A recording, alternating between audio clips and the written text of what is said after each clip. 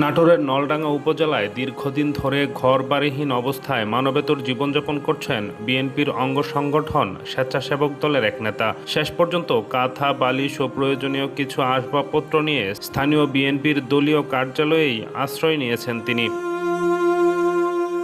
আশ্রয় নেয়া ওই নেতার নাম জাহিদুল ইসলাম অমি। তিনি নলডাঙ্গা উপজেলার মাধনগর ইউনিয়নের স্বেচ্ছাসেবক দলের সাংগঠনিক সম্পাদক ও উপজেলার বাসিলা গ্রামের আক্কাস আলীর ছেলে।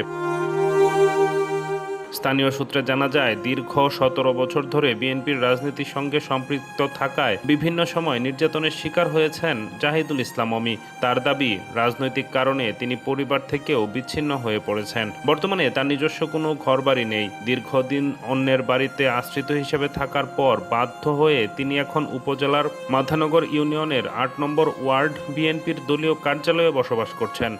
আমি দুদিন ধরে দলের পিছে রয়েছি, দলের সঙ্গে রয়েছি। ফ্যাসিস্ট সরকারের আগে থেকে আমি দলকে ভালোবাসি, দলের সাথে আছি। প্রত্যেকটা মিছিল প্রোগ্রাম করে আসতেছি। আসলে দুঃখের সঙ্গে একটা কথা জানাতে হচ্ছে, আমার এদের দেখতে পাচ্ছেন আমি আমার যা আছে আত্মীয় স্বজনের বাড়িতে।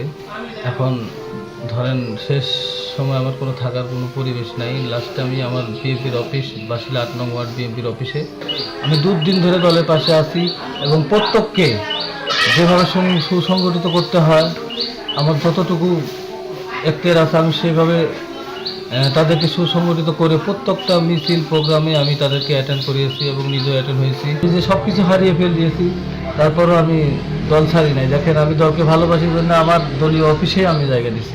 এই ছেলেটা খুবই অসহায়, এর কিছু নাই, এর বাপেরও কিছু নাই, এর চলার মতো কোনো দিক নাই। এখন ওর বাপ এখানে বাড়ি ছিল, এখান থেকে ওইটা আর এক জায়গায় গেছে। এই ছেলের জায়গা দিছে আমরা আমার অফিসে, এই জায়গা দিয়ে এক রাখিছি।